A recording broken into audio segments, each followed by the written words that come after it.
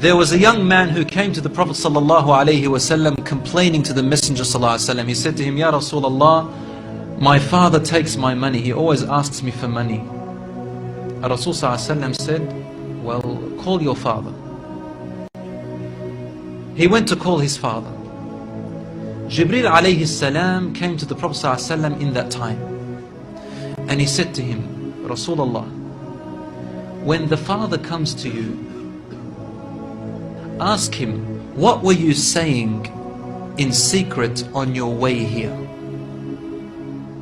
Father was muttering something which his son couldn't hear. He said, ask him what he was saying.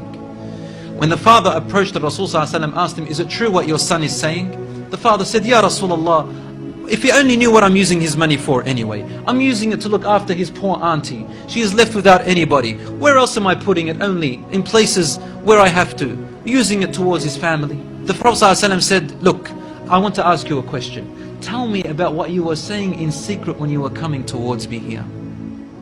The father looked at the Prophet ﷺ and said, I made some verses of poetry. Rasul ﷺ said, please say them to me. And he said, oh son, I nourished you when you were a baby. And I looked after you in care as you grew up until you became an adolescent. You lived upon what I worked for and strived and sacrificed in my body and time and wealth, so that you may live healthy. Whenever a night passed you, when you were sick or ill or coughed, I was the first to be up, carrying you and looking upon you with my heart, afraid if an atom or a little breeze would harm you in any way. I could not sleep while seeing you sick until you slept, and then I slept. He said, when I used to see you sick, it was as if I was the one who was sick and ill, and so my eyes would always overwhelm with tears, but you never knew. And then he said, and when you finally reached the adulthood, which all my life I was anticipating and looking forward to seeing you become that. I mean, this is all he's doing, right? He's raising him, waiting for the day he's going to get married, the day when he will get his qualifications and finish, the day when he will get his skill, the day when he can stand on his feet, the day when he will rejoice, until you reach the day when I have all my life anticipated in my heart to see you reach and rejoice. You gave me a reward, and your reward was harshness